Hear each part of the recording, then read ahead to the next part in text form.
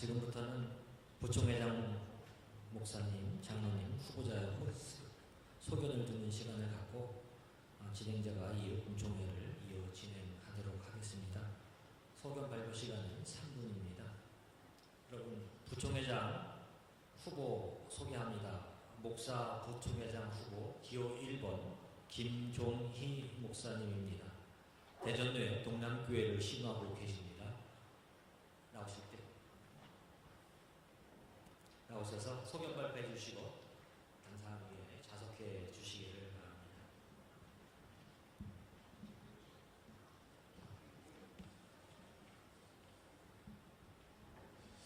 존경하는 총회원 여러분, 28개 노회에 소속된 기자인 여러분, 제110대 총회 목사 부총회장으로 출마한 대전노회 동남교회를 섬기고 있는 김종희 목사입니다.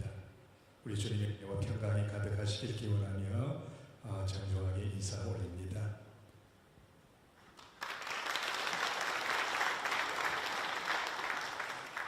격변의 시대에 교단의 지도자로 나선다는 것이 무척 두렵고 떨리는 일이지만 시대마다 사람을 세우셔서 섭리하시는 하나님의 그 섭리를 믿기에 그 하나님을 바라보고 또 협력하여 같이 동력하시면서 이 땅에 하나님의 의를 세우가는 여러분들을 바라보면서 담대하게 서게 되었습니다. 교회를 목회하는 목회자로서 또 교단을 위해서 헌신하고자 하는 한 사람으로서 현재 우리가 처해 있는 교회의 현실은 참 척박하기만 합니다. 일찍이 키에르 케고르가 그런 이야기를 했대지요.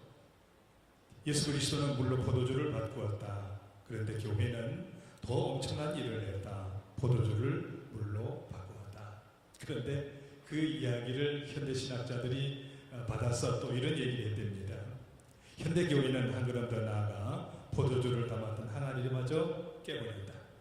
깨어진 항아리에 목회자도 찔렸고 성도들도 찔렸고 교회 밖에 이웃들도 찔려서 피를 흘리고 있다. 이렇게 호평을 한 글을 읽은 적이 있습니다. 오늘 우리가 처해 있는 교회 현실이 참 녹록지 않습니다. 그렇지만 이런 교회에 대한 호평, 비판은 옛날이나 지금이나 마찬가지죠. 그렇기 때문에 우리 한국 기독교 장로회의 역할이 필요하다고 봅니다. 우리 한국 기독교 장로회는 온갖 바리새적인 것을 배격하고 또 이 땅에 하나님 나라를 구현하기 위해서 온 몸으로 애쓰는 그런 교단이기 때문에 그렇습니다. 정의와 평화와 생명을 그 무엇보다도 소중히 여기는 교단이기 때문에 오늘 이 시대에 우리 교단의 역할이 필요하다고 봅니다. 그렇지만 우리 교단 참으로 사자와 같이 외치고 현실 속에서 몸부림치던 우리 교단의 힘이 많이 약화된 듯한 느낌입니다. 물론 저 나름대로의 판단이긴 합니다만 정말 시대를 이끌어야 할 우리 한국 기독교 장로회 다시 한번 서서 정말 이 땅의 영적인 야성을 회복해야 된다 이런 생각을 합니다. 그래서 여러분께서 저를 부총회장으로 세워주시면 이런 문제들을 더 면밀히 파악을 해서 그야말로 우리 선진들이 1분 더 주시기 바랍니다. 죄송합니다. 시간 맞춰서 준비해야 되는데 많이 길어졌습니다. 죄송합니다.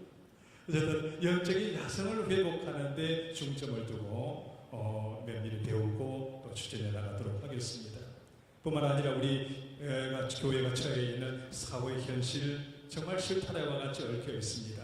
세계적인 어떤 경제적인 질서의 무너짐 또 강대국들의 패권으로 인한 우리의 처지 여러 가지 복잡합니다. 뿐만 아니라 우리 교단 내에서도 여러 가지 많은 얽혀 있는 일들이 있죠. 그래서 정말 이 시대의 영적인 지도자로 된 교단으로 서기 위해서는 우리가 먼저 일치 단결해야 되겠다. 그래서 우리 교단이 하나 되는 일에 중점을 다하도록 하겠습니다. 지속 가능한 교단의 미래를 위해서 교단이 봉착해 있는 난제들, 연금 문제라든지 또 이 목회자 수급 문제라든지 교단의 재산 운영을 위한 일에 더 더 면밀히 근처에서 살펴보고 다하도록 하겠습니다. 아무쪼록 우리 총회장님을 보필해서 1년 동안 더 열심히 배워서 훌륭한 지도자로 서기 위해서 애를 쓰도록 하겠습니다. 감사합니다.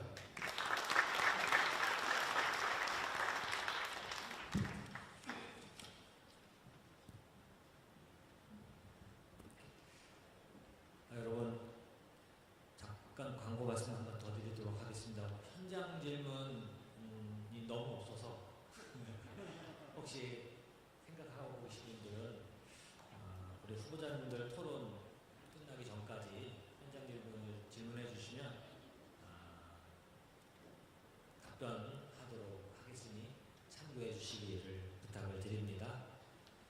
이 시간엔 장로 부총회장 후보 소개해 드립니다. 장로 부총회장 후보 기호 1번 문형률 장로님입니다. 서울 동로의 성일교회 장로로 신우하고 계십니다. 예, 인사드리겠습니다. 존경하는 총대 여러분, 저는 오랜 시간 직장 선교의 자리에서 복음을 전하며 세상 한복판에서 하나님의 뜻을 실천하며 하고자 노력해 왔습니다. 퇴근 후 김밥 한 줄로 끼니를 대신하면서도 직장 속에서 복음을 전하고 제자들을 양육하며 살아왔습니다. 그 길에서 저는 분명히 깨달았습니다. 신앙의 뿌리는 결국 교회에 있다. 교회가 살아야 직장이 살고, 교회가 살아야 이 민족과 이 사회에도 소망을 품을 수 있다는 것을 깨달았습니다. 젊은 시절 장로로서 처음 노예에 참여했을 때 저는 노예가 섬김과 경청의 장이 되기를 기대했습니다. 하지만 때로는 갈등과 오해 속에서 고통받는 모습을 보며 가슴이 먹먹해질 때도 있었습니다. 그럴 때 제 마음에 남아있는 한마디가 있습니다. 교회 일도 하나님의 일이지만 노예 일도 하나님의 일이다. 그 말씀은 지금까지 제 사명의 기준이 되고 있습니다. 존경하는 총대 여러분, 저는 목회 현장에서 깊은 수고와 눈물을 보았습니다.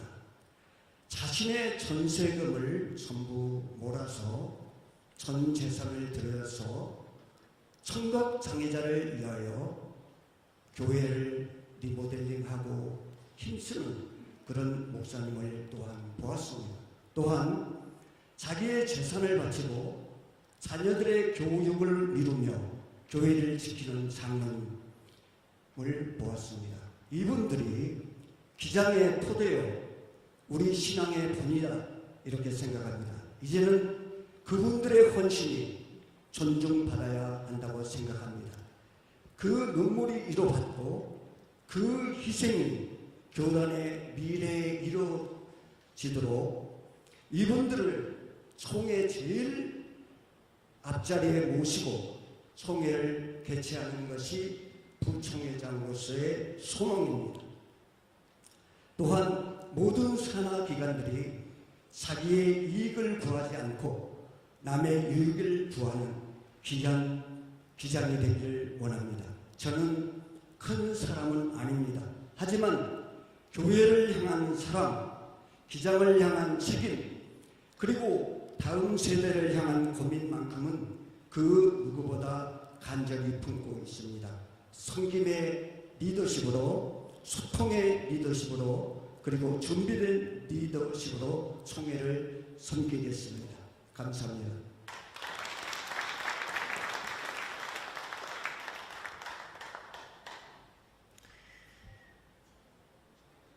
목사 부총회장 후보이신 김종희 목사님과 장로 부총회장 후보이신 문형률 장로님께도 각각 질문 3회를 진행하겠습니다. 답변은 3분으로 맞춰 주시기 바랍니다. 앞에 있는 모니터를 보시면 시간을 확인하실 수 있을 것 같습니다. 먼저 느낌이 어떠세요? 긴장되죠. 긴장되시죠? 장로님은 좀 어떠신가요? 죄송합니다. 네, 긴장되신 표현들. 물 마시느라고 답변을 못했는데 우리 전국 장로회 전임 회장님들과 우리 장로님들 또한 존경하는 목사님들이 계시니까 저기 안방에 와 있는 것 같은 그런 말씀이 아주 좋습니다. 감사합니다.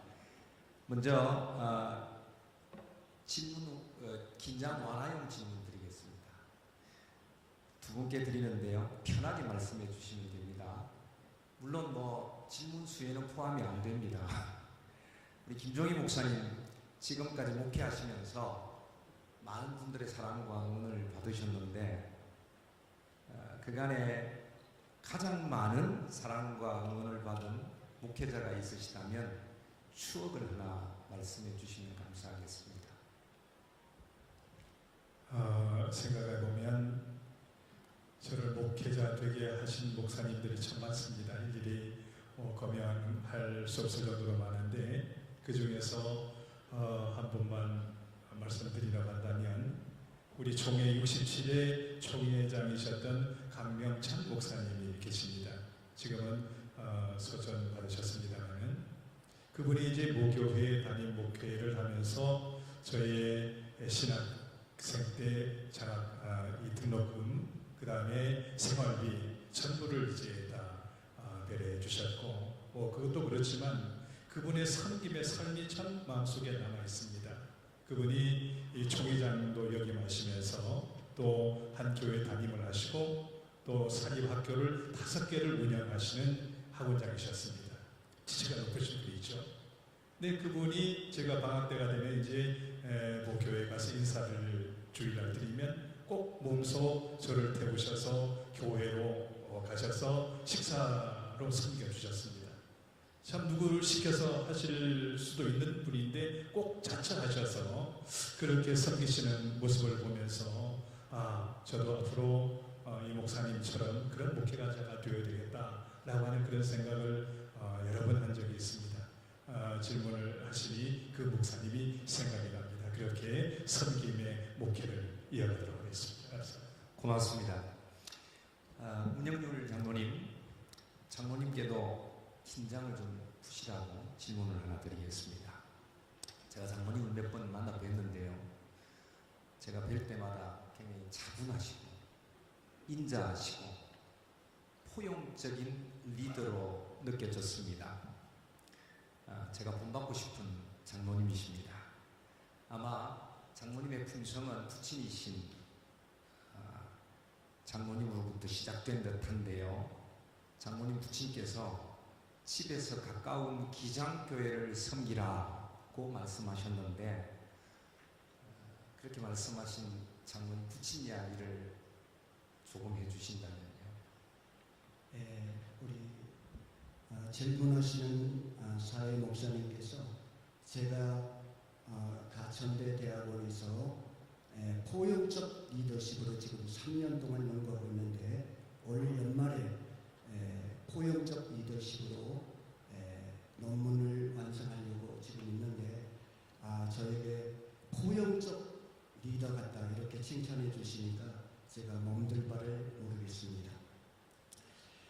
그리고 또 이 많은 분들 앞에서 저희 아버님에 대해서 이렇게 말씀드릴 수 있는 기회를 주신 것을 깊이 감사를 드립니다.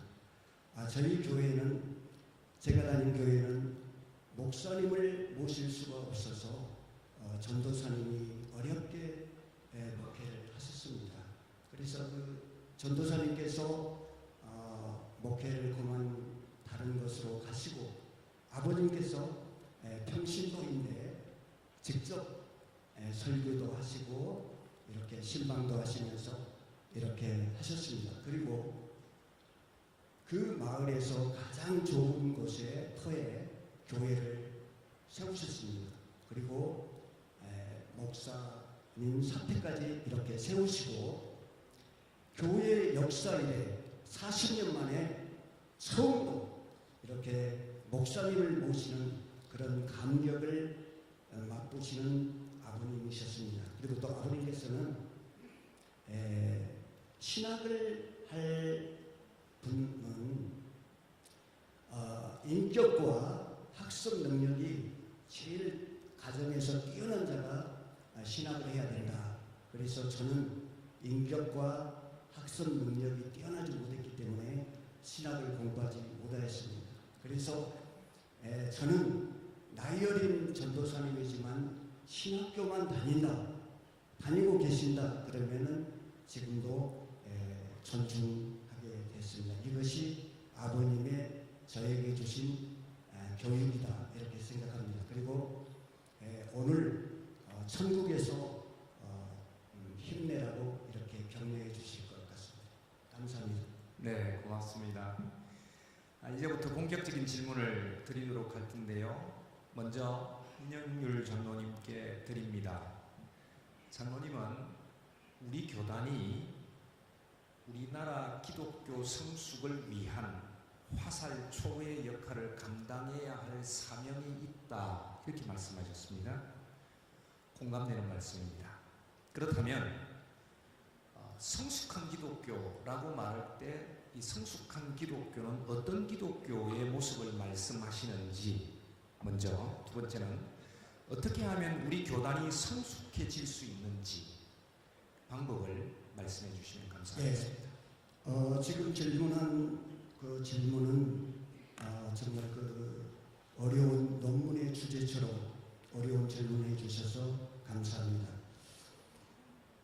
한국 기독교 장로회는 지난 세월 민주화, 인권, 평화를 외치며 한국의 한 축을 이루어왔습니다. 그러나 대형 교회의 세습화 그리고 권력지향적, 가부장적, 권위적 이미지가 한국 교회를 이렇게 망쳤습니다. 그리고 부흥사적인 카리스마가 교회의 성장을 이끌었지만 이제는 다양성과 포용성, 공공성으로 전환하지 않으면 성숙한 교회로 나갈 수 없다. 이렇게 보고 있습니다. 저는 그 매체를 통해서 이런 아픈 그 뉴스를 봤는데 민주화 시절 보수교단의 목회자들은 성도들에게 침묵해라. 그리고 기도와 말씀에 전념해라. 이렇게 교육했는데 이제 민주화가 되니까 본해퍼 목사처럼 불의에 맞서야 한다고 이렇게 부르짖었습니다. 이것을 본 많은 우리의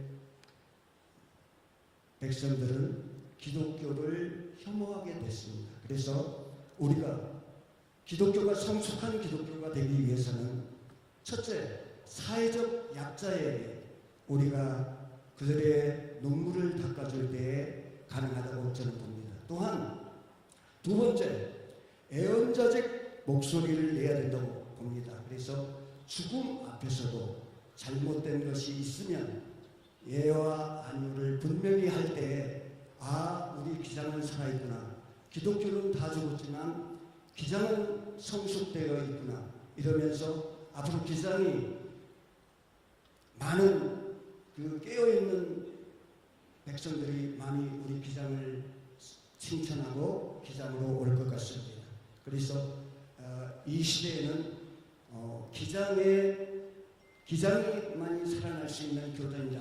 이렇게 좀 봅니다. 그리고 최근에 요즘에 그 상사의 언행일치가 부하에게 미치는 영향이라고 하는 논문을 제가 읽은 적이 있습니다. 우리 기독교 장로 목사님들이 언행일치가 될 때 성숙한 그리스도인이 될 수 있다. 이렇게 봅니다. 네, 시간을 다 맞추셨네요. 저는 시간 더 1분 더 드릴 준비를 하고 있었는데 감사합니다. 사회적 약자의 눈물을 닦아주자, 예언자적 목소리를 내자 하는 말씀 참 공감합니다. 우리 김종희 목사님께 질문드립니다. 김종희 목사님, 임원 선거의 꽃은 부총회장 선거라고 저는 생각하는데요. 목사님은 우리 교단의 정체성을 예수님의 삶을 이 시대에 되살려 살아가도록 이끄는 교단이라고 하셨습니다. 좀 크게 들리기도 하고 추상적으로 들리는 부분이 있어서 좀 더 구체적인 설명을 부탁드리겠습니다. 제가 목회하는 곳이 부여읍입니다. 부여읍에는 연말이 되면 성탄트리 점등식이 있습니다. 읍 내에는 연합교회들이 모여서 같이 이제 트리를 점등하면서 하나님께 영광을 돌리는 그런 일인데, 작년 성탄절에 그 식에 참여해서 이제 흩어지면서 주위에서 흩어지는 아마 성도인 것 같아요. 이분이 그런 말을 하는 것을 들었습니다. 말은 참 잘하네. 목회자가 이제 설교를 하고 여러 가지 이야기를 하는데 듣고서 점등식 끝나고 가면서 말은 참 잘하네. 그게 가슴에 참 박혔습니다.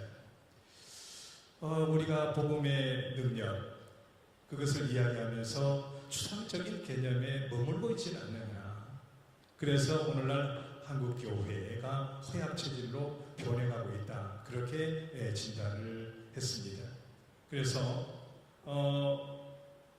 복음의 능력을 추상적 개념에서 끝내지 말고 우리의 삶 속에 녹여내는 것이 정말 필요하다. 우리 교단도 마찬가지죠. 정말 삶으로 부딪히면서 그 예수님의 뜻, 정신, 예수님의 복음의 정신을 현실 속에 녹여내기 위해서 얼마나 몸부림쳤습니까? 그래서 그것을 다시 회복할 때 우리 교회들이 또 교단이 사회적인 신뢰를 받고 시대를 이끄는 교회, 시대를 이끌어가는 교단이 될 것이라고 생각을 했습니다. 그래서 예수님의 삶을 이 시대에 구현하는 삶이라고 하는 것은 결국 예수님의 정신을 추상적인 것에 머물러 있지 않게 하고 몸으로 살아내는 것, 그것이라고 이렇게 정의를 하고 앞으로 우리가 나가야 할 길이 바로 그것이고 우리 교단의 정체성이 그거였는데 그것을 다시 회복시키고 되살리는 일이 필요하다고 생각을 합니다. 고맙습니다. 몸으로 살아내는 복음의 능력 좋습니다. 감사합니다. 이번에는 부총회장 목사 후보이신 김종희 목사님께 먼저 드리겠습니다. 목사님 지금 부여동남교회 이전에 용산제일교회 계셨고 그래서 용산제일교회와 동남교회에서 교회의 지역사회화를 위한 공간 사역을 전개해 오셨습니다. 담장을 품는 교회, 그 다음에 이웃이 먹는 교회라는 슬로건을 가지고 구체적으로 실현해 오셨는데 이런 사례들은 교회의 미래를 위한 대안으로도 주목할 수 있습니다. 공간을 통한 선교 그리고 교회의 공공성 회복의 가능성을 개별 교회에 머물지 않고 교단 차원에서 어떻게 확장해 갈 수 있는지 말씀해 주시면 좋겠습니다. 네, 우리 동역자 여러분도 마찬가지겠습니다만은 어떻게 하면 교회를 교회답게 세워가느냐 큰 숙제고 그 숙제를 풀기 위해서 끊임없이 달려오고 있는 줄 압니다. 저도 이제 목회 36년 차입니다. 36년 차인데 이 열차나 버스를 타고 어떤 마을을 지나가다 보면 제일 먼저 눈에 띄는 것이 그 마을의 교회입니다. 그만큼 교회에 대한 생각도 하고 산다 이렇게 볼 수 있겠고 여러분도 마찬가지일 거라고 봅니다. 교회 기능들에 대해서 여러분 너무나 잘 아시죠?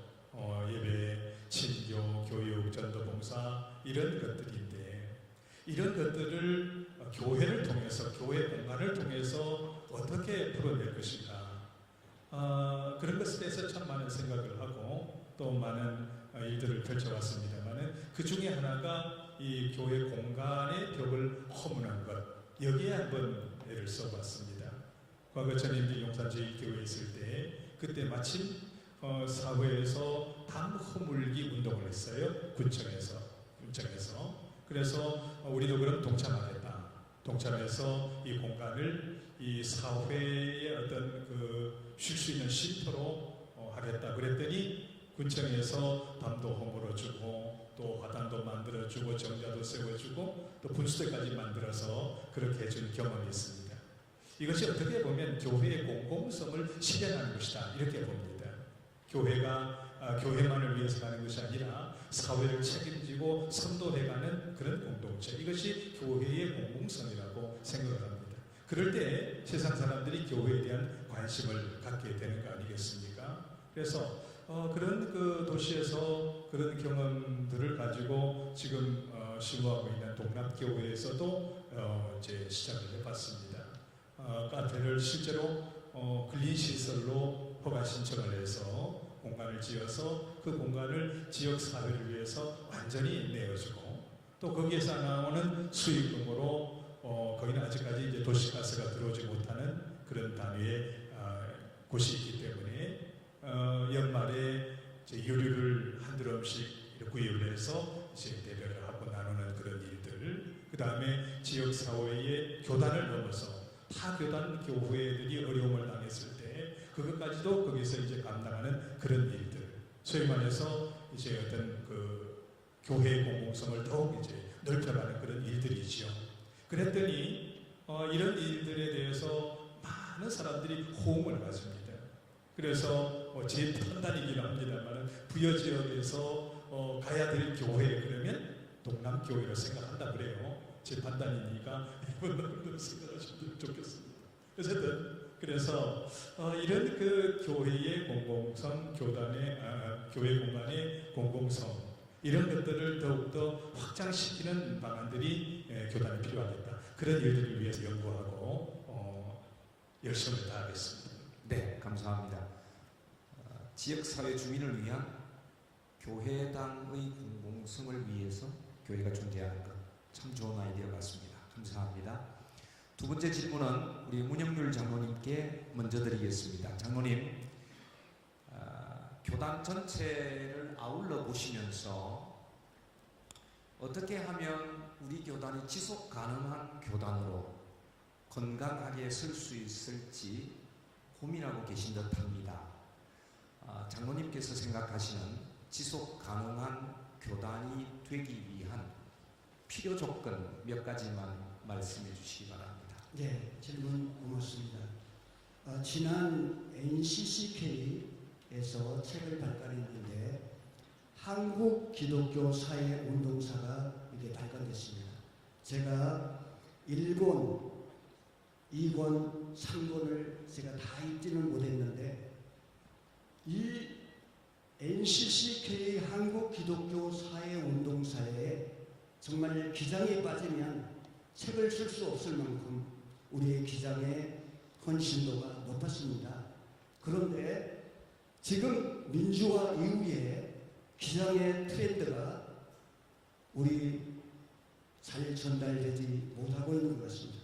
마케팅과 홍보에 일반 회사들은 생명을 거는데 우리 기장은 이 부분이 정말 돈 주고 살 수 없는 그러한 자산이 있는데 홍보와 마케팅이 잘 안 된 것 같다. 좀 이 생각이 좀 듭니다. 그래서 앞으로 우리 기장은 지속 가능한 멋진 기장이 되기 위해서는 정말 멋진 이렇게 홍보를 더 지속적으로 해야 되겠다. 이 생각이 듭니다.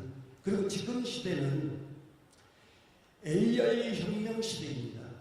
그리고 인구 절벽 시대이고 청년 세대가 교회를 멀리하는 이런 세대입니다. 그래서 이러한 어려운 난제들을 우리가 지속 가능한 교단이 되기 위해서 우리가 연구가 너무 부족하다. 저는 이렇게 좀 봅니다. 그래서 우리 교단적으로 AI 시대에 우리가 나아가야 할 방향을 연구하고 목회자 수급의 문제와 성도들의 수평이동에 대해서 또한 어린이와 청소년 사역에 대해서 활성화 방안에 대해서 깊이 있는 연구가 있어야 된다고 봅니다. 일시적인 목회자 수급 방안 가지고는 저는 부족하다 이렇게 봅니다. 지속적으로 연구되어야 된다고 봅니다. 제가 목회자 수급에 관련된 논문을 이스에서 한번 찾아봤습니다.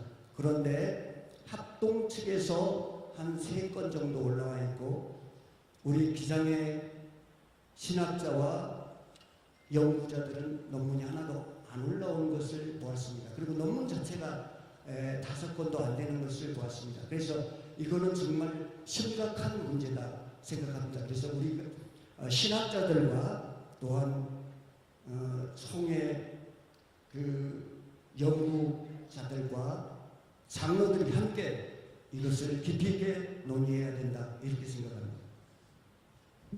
네, 고맙습니다. 이렇게 두 번째 질문까지 드렸고요. 세 번째 질문 넘어가겠습니다. 세 번째 질문은 방금 대답해 주신 우리 문영률 장로님께 먼저 드리도록 하겠습니다. 장로님께서 총회와 또 여러 우리 교단을 위해서 많이 일해 오셨는데요. 총회 재정부 또 감사 이런 직무를 수행하시면서 총회의 재정 현황을 깊이 이해하신 줄 압니다.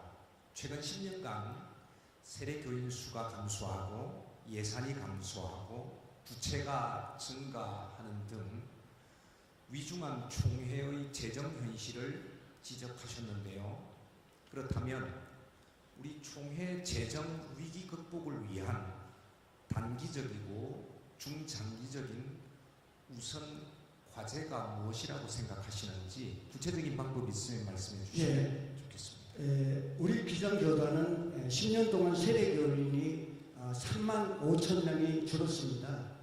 그래서 그 예산 대비 수입 부분이 이렇게 감소되고 있고 지금 아카데미에서 개발돼서 한 2억 원 정도가 총회로 수입으로 잡혀야 되는데 아직 아카데미 쪽에서 수입 예산이 안 들어오기 때문에 현재는 총회가 굉장히 어려운 상황이었지만서도 우리 총회 직원들이 그럼에도 불구하고 수많은 위기들을 잘 이겨냈습니다.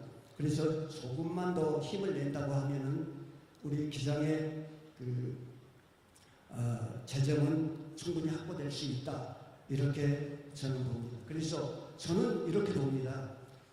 서대문 개발과 아카데미 하우스가 지금까지 우리 총대원들이 생각하는 것보다 더 더디게 온 거에 사실입니다. 그래서 이 부분이 더디 온 거에 대한 정확한 진단 후 거기에 대한 적절한 대응이 필요하다 이렇게 봅니다. 그래서 일시적인 팀을 구성해 가지고 유지재단과 전문가가 아닌 경우에 진행할 때는 오류가 발생할 수가 있습니다. 그래서 저는 부동산 전문가 또한 자산 전문가 이런 TF팀을 구성해서 장기적으로 그들이 끝을 볼 수 있을 정도까지 이렇게 책임을 져야지 되지 어떤 임기적으로 1년하고 또 바뀌고 이렇게 돼가지고는 우리가 이것을 개발업자한테 우리가 당할 수 있다. 그래서 저는 전문가 그룹을 두어가지고 그게 개발이 완성될 때까지 집중적으로 그 부분에 대해서 연구해야 된다.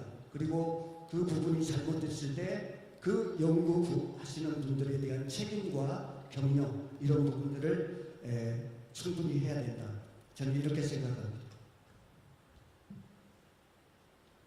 네, 고맙습니다. 세 번째 질문 김종희 목사님.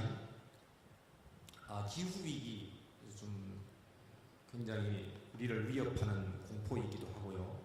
그 다음에 여전히 진행 중인 전쟁의 공포, 그 속에서 하나님의 약속 안에 있는 새로운 세계를 꿈꾸고 외치는 우리들이기도 합니다. 그것이 또한 목사님은 교회와 교단의 정체성이라고 말씀하셨는데 하나님의 약속 안에 있는 새로운 세계 여기에 대해서 좀 상세히 설명해 주시면 좋겠습니다. 네, 우리 교단의 정체성 여러 가지 이야기를 할 수 있겠습니다만은 위기에 강한 교단이다. 저는 그렇게 정의하고 싶습니다. 위기 때마다 정말 온 삶으로 부딪혀서 그 위기를 극복해내고 새로운 대안을 모색해내는 교단이 바로 우리 교단이지요. 소견서에 자세하게 기록되어 있습니다만은 오늘 이 현실을 바라보면 위기의 시대를 넘어서 공포의 시대라고 감히 말할 수 있겠습니다. 전쟁을 통해서 얼마나 많은 사람들이 죽어가고 있습니까? 기후의 이상 이변으로 통해서 또 얼마나 많은 사람들이 죽고 새로운 그런 일들이 일어나고 있습니까? 그야말로 공포의 시대라고 볼 수가 있는데, 이런 공포의 시대에 우리 기장교단이 다시 한번 일어선다면 이런 공포를 오히려 소망으로 바꿔놓을 수 있다. 저는 그렇게 믿습니다. 여러분 아시다시피 가나안 땅 정탐꾼 12명을 보냈을 때 여호수아와 갈렙은 그 현실을 보았지만 하나님의 약속 안에 있는 땅을 보지 않았습니까? 젖과 꿀이 흐르는 땅, 하나님께서 약속한 땅. 비록 감당할 수 없는 그런 것이지만 그것을 바라봄으로 그것이 결국 이루어지는 것을 볼 수가 있습니다. 위기의 시대, 폭력의 시대, 또 공포의 시대다 할지라도 우리는 끊임없이 생명과 평화와 자유를 외치며 나가야 한다고 봅니다. 그 정체성을 더욱더 분명히 할 때 시대의 길잡이로서 화살촉으로서의 우리 교단이 분명히 될 줄로 생각합니다. 그래서 이 공포의 시대에 어떻게 소망 안에서 하나님 약속 안에 있는 그 세계를 바라보면서 이끌어 나갈 것인가, 그런 것에 대해서 고민하고 또 공부해서 그런 아젠다를 분명히 해서 섬기도록 노력하겠습니다. 감사합니다. 세 가지 질문 준비한 질문은 여기까지고요. 여기 참석하신 분 중에서 질문을 해주셨습니다. 우리 전남 선호의 노준복 장로님 어디 계십니까? 네, 장로님 나오셔서 질문해 주시기 바랍니다.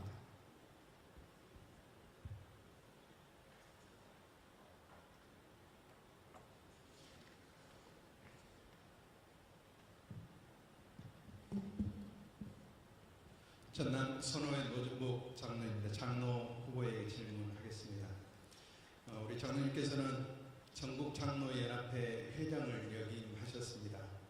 하나님의 정의를 행하며 진리를 행하는 자라는 주제로 많은 일을 하셨습니다.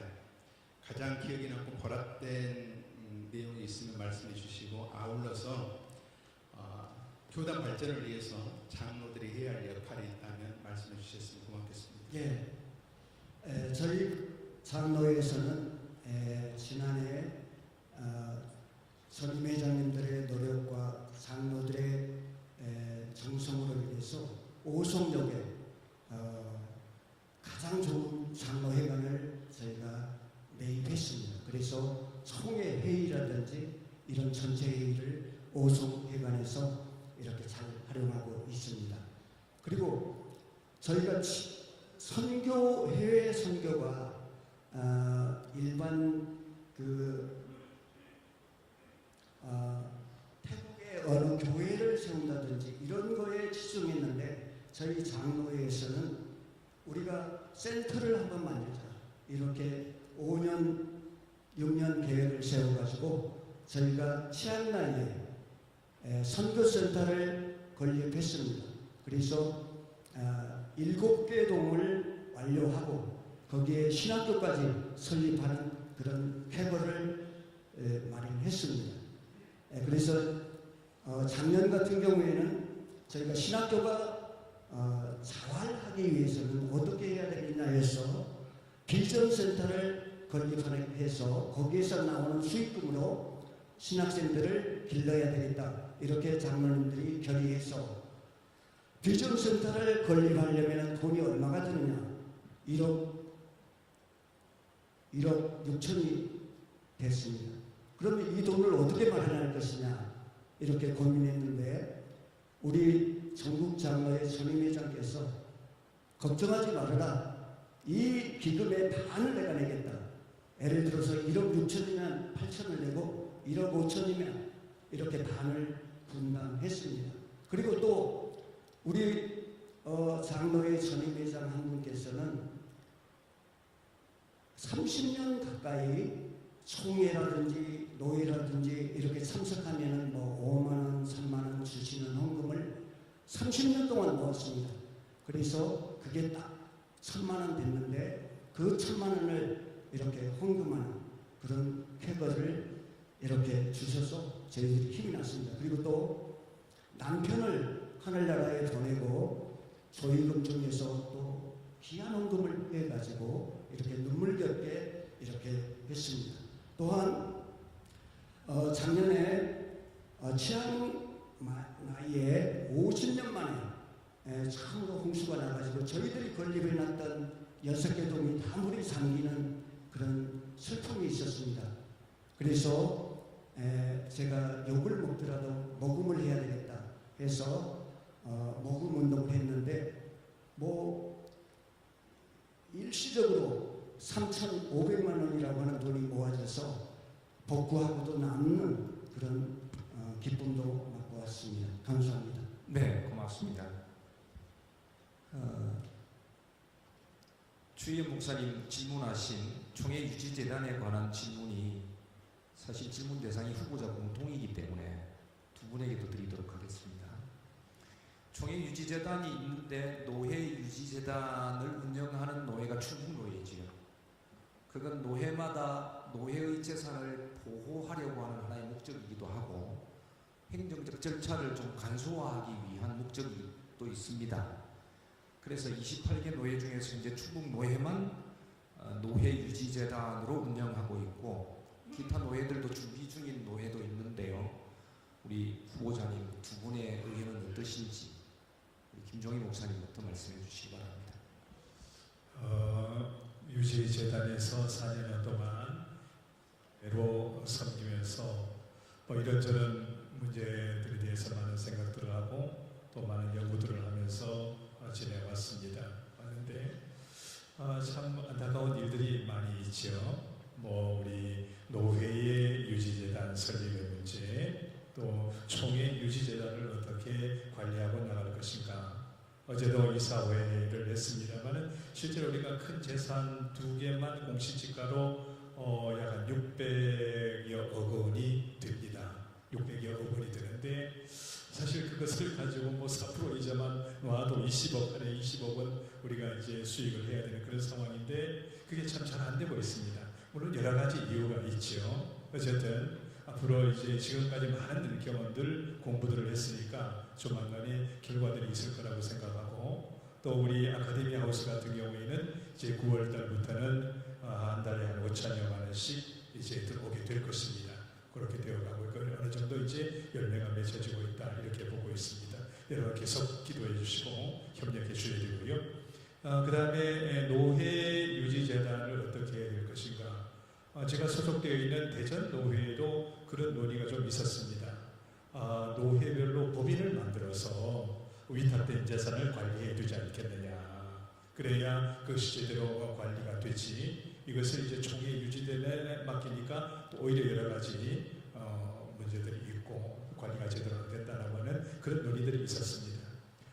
물론 이제 총회적으로 같이 협의가 되고 결의를 해야 되겠지만 앞으로 이제 지금 진행되고 있는 그 일들을 좀 더 적극적으로 체계화시킬 필요는 있다고 봅니다. 물론 교회의 본당이나 이런 것들은 총회 유지재단에서 관리를 해야 되겠죠. 그러나 그 외에 이제 재산들, 기탁된 재산들, 수익 재산들은 또 노예 나름대로 법인을 만들어서 관리할 필요가 있다. 저는 그렇게 봅니다. 어쨌든 잘 살펴서 방안들을 모색하도록 노력하도록 하겠습니다. 예, 저는 그 노예 유지재단에 대해서 굉장히 긍정적으로 보고 있습니다. 왜냐하면 서울의 경우에는 땅값이 굉장히 높습니다. 그래서 수년 전 얘기입니다만은 개나리 아파트의 상가는 굉장히 비쌉니다. 그런데 그 교회가 교육이 없습니다. 그러다 보니까 문제가 돼서 개인화가 되는 경우도 보았습니다. 또 한 가지는 목사님이 안 계시니까 이 땅값은 올라가고 재개발돼야 되니까 거기 장로들과 성도들이 또 그 재산에 대해서 욕심을 내는 겁니다. 그래서 저는 총회 유지재단과 전혀 관계없이 앞으로 노예가 유지재단을 활성화해서 앞으로 교회의 재산이 개인에게 돌아가지 않고 교회가 예를 들어서 폐교회가 되면 그 재산을 노예에 기속시켜서 앞으로 그 재산을 연금과 연계시키든지 아니면 더 큰 교회를 개척한다든지 이런 시스템이 마련되지 않고는 그게 욕심이 생기는 겁니다. 서울에는 그런 사례들이 앞으로 많이 발생될 수 있다. 지방에도 그런 일들이 많이 발생될 수 있다. 그렇기 때문에 노예가 법적으로 그러니까 사회법정에 가서도 이 부분이 법정에 가서 져버리지 않도록 노예에서 아주 꼼꼼하게 전문가들과 합쳐서 노예에다가 유지재단에 다 기속시킨다. 그렇지 않으면 안 된다 하고 그 재산은 노예에서 관리를 한다. 그러나 사회법정에 갔을 때 전혀 그 혜택이 볼 수 없다. 이런 제도를 나는 지금 늦었지만 우리 전북 노예에서 그거를 연구한 건데 더 검토해서 앞으로는 교회 재산이 사유화되는 것에 절대 있어서는 안 된다. 저는 이렇게 생각합니다. 이상입니다. 네, 고맙습니다. 공공의 재산인 우리 교회의 재산을 잘 지키는 방향으로 법적이고 행정적인 절차를 잘 연구해 갔으면 하는 바람입니다. 이것으로서 질문 답변 시간을 모두 마쳐도 되겠습니까? 예, 감사합니다. 두 분 후보자의 마무리 발언을 듣도록 하겠습니다. 소견 발표는 우리 부총회장 목사 후보이신 김종희 목사님께서 먼저 하셨으니까 마무리 발언은 장로님께서 해주시면 감사하겠습니다.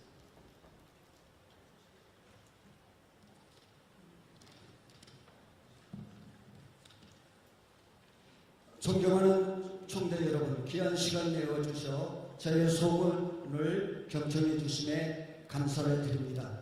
오늘 이 자리는 단순히 출마의 선언이 아니라 우리 교단의 미래를 함께 성찰하는 뜻깊은 시간이었습니다. 저는 한국 기독교 장로회를 진심으로 사랑하는 마음도 이 자리에 있었습니다. 무엇보다 목회 현장에서 묵묵히 헌신하시는 목사님과 장로님들의 삶이 존중받는 교단이 되기를 간절히 소망합니다. 비록 모든 질문에 충분한 답변은 드리지 못했지만 총대 여러분의 깊은 관심과 기장에 대한 애정을 분명히 느낄 수 있었습니다. 우리 교단은 민주화운동, 평화통일운동의 선봉에서 왔습니다. 당면한 AI 시대, 인구 절벽 시대, 그리고 젊은 세대의 비판 앞에서 다시금 우리의 정체성과 사명을 되새겨야 할 때입니다. 세계적인 기업도 내부의 작은 목소리를 외면한 결과 몰락했습니다. 우리 기장도 이제는 가장 작은 자리, 가장 작은 이들의 목소리에 귀를 기울여야 합니다. 그리고 매일매일 무너질지도 모른다는 절박한 심정으로 살아야 할 때입니다. 저는 경쟁력 있는 그리고 다음 세대에 희망을 줄 수 있는 교단을 만들기 위해 땀과 눈물을 아끼지 않는 부총회장이 되겠습니다. 하나님이 찾으시는 한 사람은 하나님의 정의를 행하며 진리를 구하는 자입니다. 감사합니다. 네, 고맙습니다. 부총회장 목사 후보이신 김종희 목사님 마무리 발언해 주시겠습니다. 존경하고 사랑하는 총회원 여러분, 저는 제 스스로 판단해봐도 탁월한 리더십이나 투사적인 기질보다는 오히려 교회를 담임하고 있는 목회자로서 위로하고 격려하는 일에 더 익숙해져 있다. 그렇게 판단합니다. 그러나 하나님의 섭리를 믿기에 하나님께서 투사를 원하신다면 분명히 그렇게 해주실 줄로 믿습니다.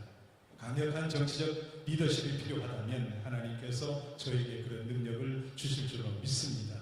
그 믿음으로 지도자가 되기 위해서 애를 쓰겠습니다. 여러분이 같이 협력해 주시고 기도해 주신다면, 그리고 부총회장으로 선출해 주신다면 그런 역할들을 위해서 혼신을 다해서 일을 하도록 하겠습니다. 뿐만 아니라 부총회장 때는 총회장님을 보필하면서 배우고 열심히 뒷바라지를 하는 그런 자리라고 생각을 합니다. 1년여 동안 총회장님을 보필하면서 더 많이 배우고 더 많이 공부해서 훌륭한 우리 교단의 지도자로 설 수 있도록 애를 쓰도록 하겠습니다. 여러분의 기도와 협력을 부탁드립니다. 감사합니다.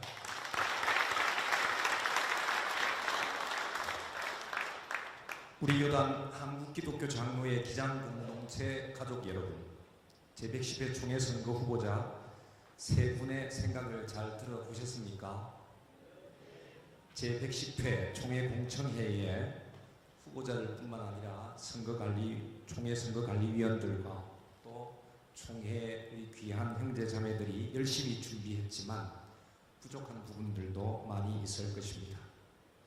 짧은 시간 공청회이지만 우리가 질문하고 후보자가 대답하는 시간을 통해서 세 분의 식견과 기장공동체를 향한 비전과 정책을 조금이나마 검증하고 우리 교단을 섬기려고 준비하신 분들의 지도력을 확인하고 그나마 희망을 엿보는 시간이었다고 생각합니다. 이곳 공청회 현장에서 또 유튜브로 함께 해주신 기장공동체 가족 여러분 진심으로 감사드립니다. 이것으로 공청회 질문 답변 시간을 모두 마치겠습니다. 고맙습니다.